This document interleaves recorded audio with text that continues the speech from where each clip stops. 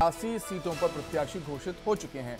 कांग्रेस ने सभी 90 विधानसभा सीटों पर उम्मीदवारों का ऐलान कर दिया है, लेकिन बीजेपी 4 विधानसभा सीटों पर मंथन अभी भी कर रही है। बेमितरा, अंबिकापुर, कसडोल ये वो सीटें हैं जहां पर पेंच फंसा हुआ है। वहीं बेलतरा सीट पर भी पेंच फंसा हुआ है। बेमितरा, अंबिकापुर, कसडोल और बेलतरा ये वो 4 सीटें हैं जहां पर बीजेपी अभी तक कोई फैसला नहीं ले पाई है कि कौन से प्रत्याशियों को इन सीटों से चुनावी मैदान में उतारा जाए। क्या समस्या है बीजेपी के सामने, क्यों इतना मंथन करना पड़ रहा है, ये कई सारे सवाल हैं।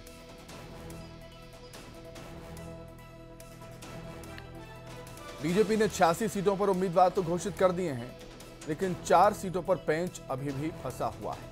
और खबरें यह हैं कि आज बीजेपी इन 4 सीटों पर भी अपने उम्मीदवार घोषित कर देगी। बीजेपी पर अब दबाव भी लगातार बढ़ता ही जा रहा है, क्योंकि कांग्रेस ने सभी सीटों पर उम्मीदवार घोषित कर दिए हैं।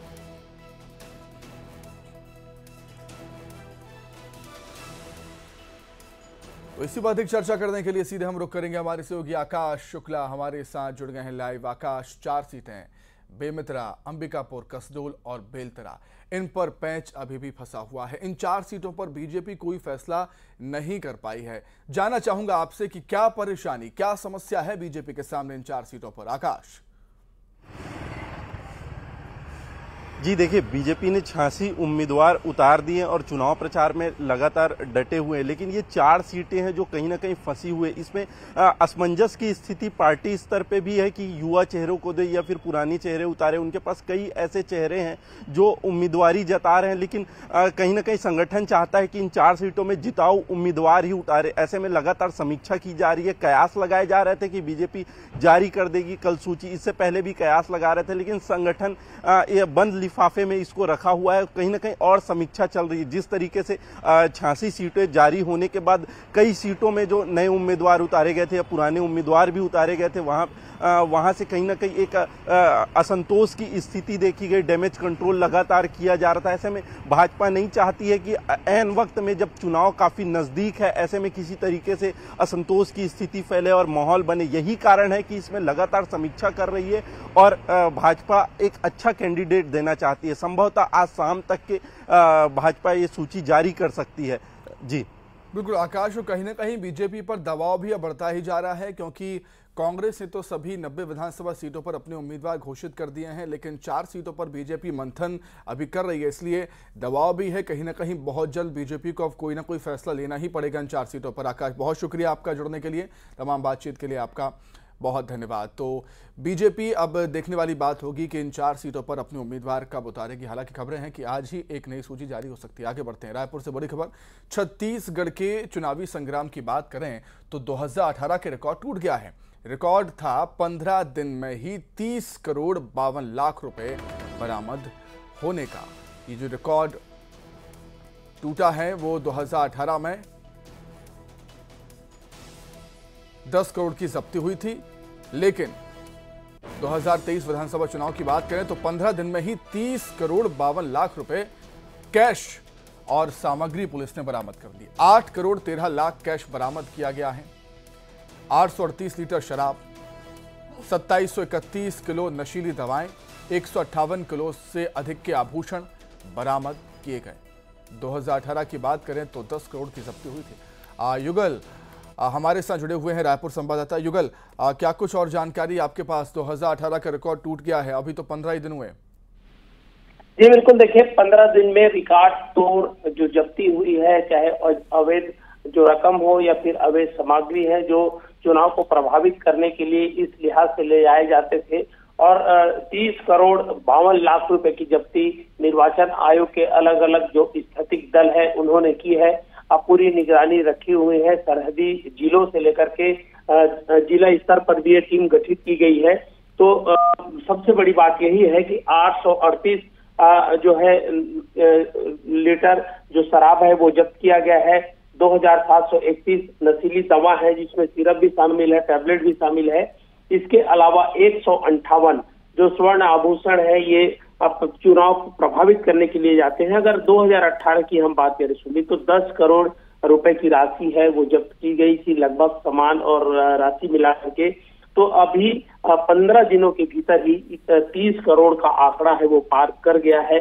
तो ये है कि चूंकि 17 नवंबर को अंतिम चुनाव होना है, तो हो सकता है कि ये संख्या और भी बढ़ जाए, जब्ती की जो राशि है और भी बढ़ जाए। लेकिन ये तय है कि इस तरह से चुनाव को प्रभावित करने की नीयत से जो भी रकम लेकर आ रहे हैं, सामग्री लेकर आ रहे हैं, उन्हें टीम है वो लगातार दबोचने का, पकड़ने का काम है वो कर रही है जी।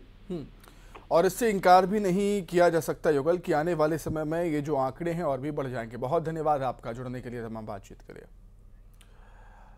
आगे बढ़ेंगे, बात करेंगे सीएम भूपेश बघेल की, जिनके ताबड़तोड़ दौरे लगातार जारी हैं। सीएम भूपेश बघेल का बालोद और बेमेतरा दौरा। बालोद में जनसभा को संबोधित करेंगे, बेमेतरा में भी आम सभा को संबोधित करेंगे सीएम भूपेश बघेल।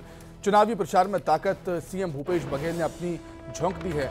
लगातार उनके ताबड़तोड़ दौरे हो रहे हैं और इसी कड़ी में बालोद और बेमेतरा के दौरे पर सीएम भूपेश बघेल रहेंगे। बालोद में एक आम जनसभा को संबोधित करेंगे, बेमेतरा में भी आम जनसभा को संबोधित करेंगे सीएम भूपेश बघेल और कांग्रेस के पक्ष में माहौल बनाने की कोशिश उनकी होगी।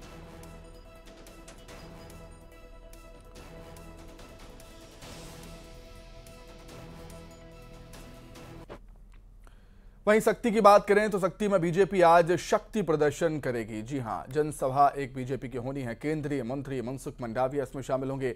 बीजेपी के प्रदेश अध्यक्ष अरुण साव भी शिरकत करेंगे। बीजेपी प्रत्याशियों के नामांकन में शामिल होंगे सभी। शक्ति जिले में 3 विधानसभा सीट हैं। शक्ति से खिलावन साहू उम्मीदवार हैं। चंद्रपुर से संयोगिता सिंह जूदेव प्रत्याशी हैं। जैजैपुर से कृष्णकांत चंद्रा लड़ रहे हैं विधानसभा का चुनाव। तो शक्ति में बीजेपी का आज शक्ति प्रदर्शन। केंद्रीय मंत्री मनसुख मंडाविया, जो कि चुनाव प्रभारी भी हैं छत्तीसगढ़ बीजेपी के, वो भी शामिल हो रहे हैं। बीजेपी के प्रदेश अध्यक्ष अरुण साव भी शामिल होंगे और बीजेपी प्रत्याशियों के नामांकन में शामिल होंगे। शक्ति जिले में 3 विधानसभा सीटें आती हैं। खिलावन साहू शक्ति से उम्मीदवार हैं। चंद्रपुर से संयोगिता सिंह जूदेव प्रत्याशी हैं और जैजैपुर से कृष्णकांत चंद्रा।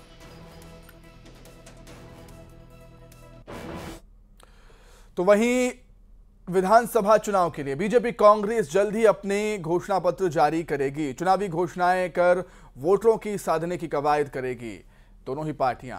कांग्रेस और बीजेपी ने अब तक 4 प्रमुख घोषणा की हैं। कांग्रेस ने किया है किसानों की कर्जमाफी का ऐलान, जातिगत जनगणना भी उनमें शामिल है। 20 क्विंटल प्रति एकड़ धान खरीदी का वादा भी किया और 17.5 लाख परिवारों को आवास देने का ऐलान भी किया। बीजेपी का 75,000 में गरीबों को आवास का वादा है। सरकार बनने पर पीएससी घोटाले की जांच का ऐलान भी है। अवैध कब्जेधारियों पर कार्रवाई का वादा भी है। किसानों के मुद्दे पर बीजेपी की बड़ी घोषणा की तैयारी है। दोनों ही दल जल्द ही घोषणा पत्र अपना जारी कर सकते हैं।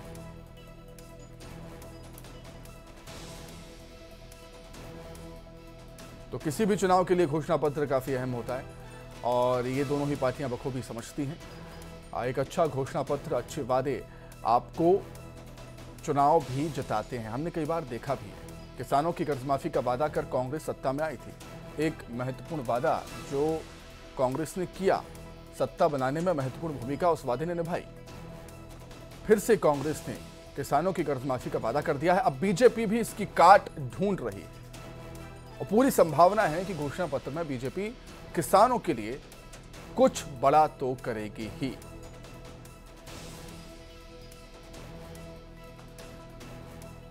तो बीजेपी कांग्रेस दोनों ही जल्द ही अपने घोषणा पत्र जारी करने वाली हैं। घोषणा पत्र समिति मंथन कर रही है कौन कौन से वादे घोषणा पत्र में शामिल किए जाएं। कई ऐलान तो कांग्रेस ने कर दिए हैं, जैसे कि 4 गारंटियां कांग्रेस ने दे दी हैं, जिसमें किसानों की कर्जमाफी का वादा है और भी कई ऐलान हैं। बीजेपी भी लगातार कहती आई है कि वो भी किसानों के लिए, किसानों के विकास के लिए प्रतिबद्ध है। और जैसा कि धान खरीदी का मुद्दा छत्तीसगढ़ की सियासत में हमेशा ही गर्म रहता है, उसको लेकर भी घोषणाएं होंगी।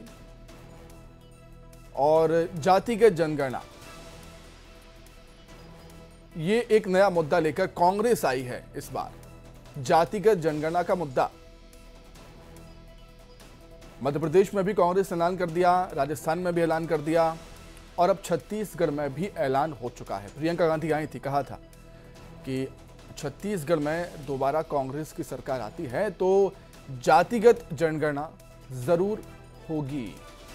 और किसानों की कर्ज माफी, पिछली बार भी किसानों की कर्ज माफी का वादा कांग्रेस ने किया था। चलिए इसी पर अधिक चर्चा करने के लिए रायपुर का रुख कर देते हैं। सहयोगी आकाश शुक्ला जुड़े हुए हैं। आकाश, किसी भी चुनाव के लिए घोषणा पत्र राजनीतिक दल के लिए काफी अहम होता है। एक अच्छा वादा आपको सत्ता की कुर्सी पर बैठाता हमें देखा है। किसानों की कर्ज माफी का वादा काफी फायदेमंद हुआ कांग्रेस के लिए और यही वजह है कि इसकी अहमियत दोनों ही पार्टियां समझती हैं और बहुत जल्द दोनों ही पार्टियों के घोषणा पत्र भी सामने आने वाले हैं। आकाश जी बिल्कुल, देखिए आप अगर पीछे जाएंगे तो 2018 का चुनाव आपने देखा जिसमें घोषणा पत्र जो कांग्रेस ने जारी किया था कहीं ना कहीं उसको सत्ता में वापस लाने में, सत्ता में काबिज करने में महत्वपूर्ण भूमिका निभाई थी। इसमें किसानों की कर्ज माफी, बोनस जैसे किसानों के अन्य मुद्दे भी शामिल हुए थे। यही कारण है कि लगातार कांग्रेस सत्ता में बनने के बाद किसानों के मुद्दे को उठाते रही है। कर्ज माफी, बोनस जैसे मुद्दे को लगातार हवा देती रही। अभी हाल ही में मुख्यमंत्री भूपेश बघेल ने कर्ज माफी की घोषणा करके एक तरीके से बड़े तबके को चौंकाया और किसानों को अपने फेवर में करने का प्रयास किया है। यही भाजपा भी करना चाहती है और लगातार संगठन स्तर पे इसकी चर्चा चल रही है। दोनों ही पार्टी घोषणा पत्र तैयार कर रही है। जैसे किसान प्रमुख हैं, किसी भी अगर देखें कि इससे पहले भी जब घोषणा पत्र बन रहा था तो कई लोगों से भी कई सुझाव मंगाए जा रहे थे। कांग्रेस ने भी सुझाव मंगाया, बीजेपी ने भी सुझाव मंगाया, लाखों सुझाव आए इनके पास। इसमें कहीं ना कहीं किसानों के मुद्दे थे, किसानों के मुद्दे पे क्या घोषणाएं कर सकते हैं, कर्ज माफी, बोनस और अन्य धान खरीदी को लेकर जो एक योजनाबद्ध तरीके से किस तरीके से घोषणा पत्र में शामिल किया की बात है। अगर घोषणाओं की बात है तो घोषणाएं करने में कांग्रेस कहीं ना कहीं बीजेपी से आगे नजर आती है। किसानों की कर्ज माफी का एक बहुत बड़ा मास्टर स्ट्रोक खेल दिया है सीएम भूपेश बघेल ने।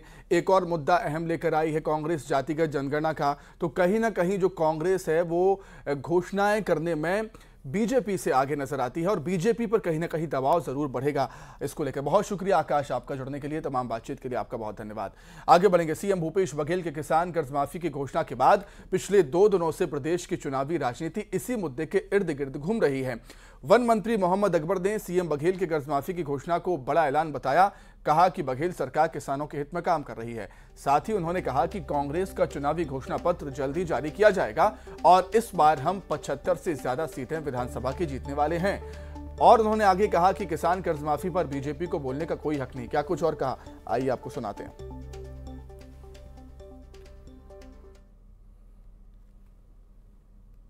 इस बार फिर से किसानों का कर्जा माफ होगा। मुख्यमंत्री भूपेश बघेल ने ये घोषणा की और इस घोषणा के साथ सबसे बड़ी बात यह है कि पिछली बार जो कांग्रेस ने घोषणा पत्र बनाया था उसमें सबसे बड़ी घोषणाओं में एक घोषणा थी कि किसानों का कर्जा माफ किया जाएगा और जो नतीजे आए उसके पीछे ये भी माना जा रहा है कि एक बड़ा रीजन वो घोषणा भी थी।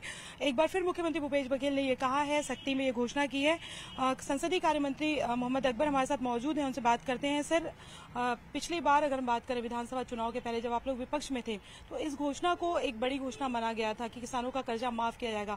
दोबारा ये घोषणा की गई है तो क्या मान के चले कि पिछली बार का जो मार्जिन आया है उस मार्जिन को लेकर आप उम्मीद कर रहे हैं? मार्जिन तो कांग्रेस घोषणा कर चुकी है अब की बार 75 पार, और पिछली बार जो कर्जा माफी का घोषणा था वो उसका बहुत अच्छा परिणाम देखने को मिला, क्योंकि ये बहुत बड़ी घोषणा है। और इस बार भी माननीय मुख्यमंत्री जी ने घोषणा जो किया है तो बहुत सार्थक परिणाम इसका आने वाला है। और बहुत सोच समझकर कांग्रेस ने जो अब तक कहा है कि अब की बार 75 पार, मेरे को ऐसा लगता है कि वो हम लक्ष्य को पूरा करेंगे। तो एक तरफ कांग्रेस कर्ज माफी के सहारे दोबारा सत्ता पर काबिज होना चाहती है, वहीं दूसरी तरफ बीजेपी कांग्रेस की पुरानी कस्में वादों से इसे जोड़कर चुनावी शगुफा करार देने की पुरजोर कोशिश कर रही है। और इसी कड़ी में प्रदेश बीजेपी अध्यक्ष अरुण साव एक बार फिर कर्ज माफी को लेकर बघेल सरकार को घेरते हुए नजर आए।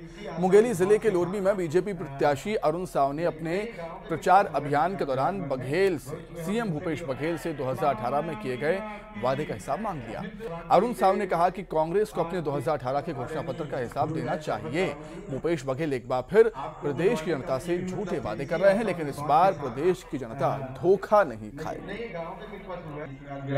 भूपेश बघेल 2018 के जो वायदे थे जन घोषणा पत्र के, उसका हिसाब देने के बजाय फिर से नए नए वायदे करके छत्तीसगढ़ की जनता को धोखा देने का प्रयास कर रहे हैं। आज 2018 का कोई वादा पूरा नहीं हुआ है, जन घोषणा पत्र का एक भी वादा पूरा नहीं हुआ है। सेंट्रलाइज्ड बैंक के कर्जे माफ नहीं हुए किसानों के। चुनाव के मद्देनजर घोड़ा चालक ने अपने घोड़ों को ट्रेनिंग देना शुरू कर दिया है। दरअसल चुनाव के दौरान रैलियों में नेताओं की यात्रा में घोड़ों का करतब दिखाया जाता है। रैली में घोड़ों का दुल्की डांस बहुत फेमस, इसलिए घोड़ा चालकों को इस बात की उम्मीद है कि चुनावी रैलियों के दौरान उनके घोड़ों की जमकर बुकिंग की जाएगी और इस चुनाव में उन्हें भी अच्छी कमाई की उम्मीद है।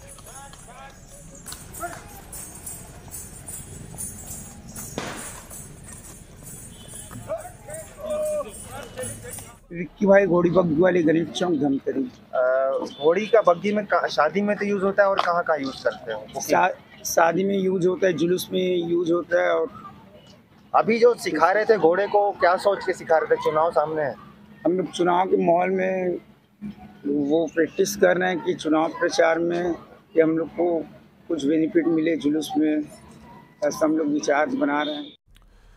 अब बात कुछ और खबरों की कर देते हैं। बिलासपुर से खबर है, जहां पर सिम्स की अव्यवस्था पर चीफ जस्टिस नाराज हैं। सिम्स की जांच के लिए अपॉइंट किया है उन्होंने कोर्ट कमिश्नर। छुट्टी के दिन सिम्स की अव्यवस्था को लेकर सुनवाई हुई। चिकित्सा शिक्षा सचिव पी दयानंद को जांच के निर्देश दिए गए हैं। 26 और 27 अक्टूबर को सिम्स की जांच के निर्देश दिए गए। सभी उपकरणों की जांच करने के निर्देश दिए गए हैं। अव्यवस्था पर हाईकोर्ट ने स्वतः संज्ञान लिया है।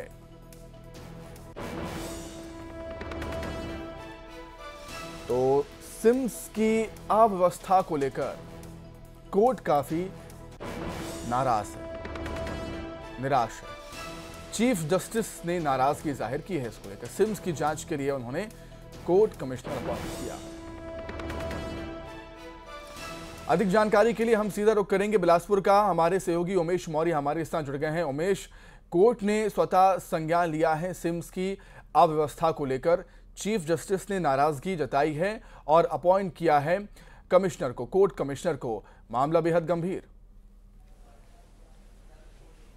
सुमित, देखिए, अच्छा, बिलासपुर संभाग का सबसे बड़ा हॉस्पिटल जो है सिम्स मेडिकल कॉलेज है और यहाँ पर दूरस्थ अंचलों से जो मरीज है वो इलाज कराने पहुँचते हैं। ऐसे में यहाँ पर अव्यवस्था और बदहाली का जो आलम है वो लगातार सुर्खियों में रहा है और यही वजह है कि स्वतः संज्ञान लेते हुए हाई कोर्ट ने इस मामले पर सुनवाई की और सुनवाई के दौरान ये पाया गया कि सबसे पहले तो उन्होंने ये निर्देशित किया था यहाँ पर कलेक्टर को कि वो 2 दिन वहाँ पर मौके पर जाएं और वहाँ की व्यवस्थाओं को देखें और उसका रिपोर्ट जो है वो कोर्ट के सामने प्रस्तुत करे। आपको बता दूं कि छुट्टी के दिन इस पूरे मामले की सुनवाई जो है चीफ जस्टिस रमेश सिन्हा ने की है। मतलब कितना संजीदा ये मामला है उनकी नजर पे, यही ये बताता है कि छुट्टी के दिन भी इस मामले की सुनवाई हुई और जो रिपोर्ट प्रस्तुत किया गया उसमें यह कहा गया कि वहां पर जो अव्यवस्था है, जो गंदगी है और जो मरीजों को होने वाली जो परेशानी है उसको दुरुस्त किया जाएगा। ऐसा रिपोर्ट वहां पर पेश किया गया, जिससे वो नाराज। कोर्ट की इस पहल से क्या कुछ होता है, क्या व्यवस्थाएं सुधरेंगी, देखने वाली बात होगी, क्योंकि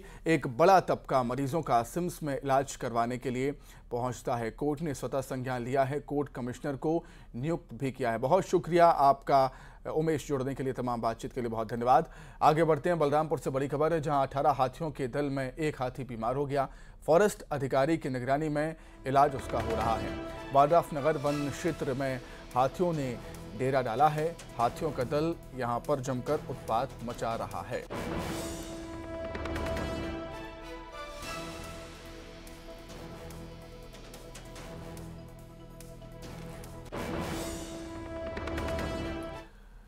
इसी के साथ ही फिलहाल इस बुलेटिन में इतना ही। खबरें लगातार जारी हैं। नमस्कार।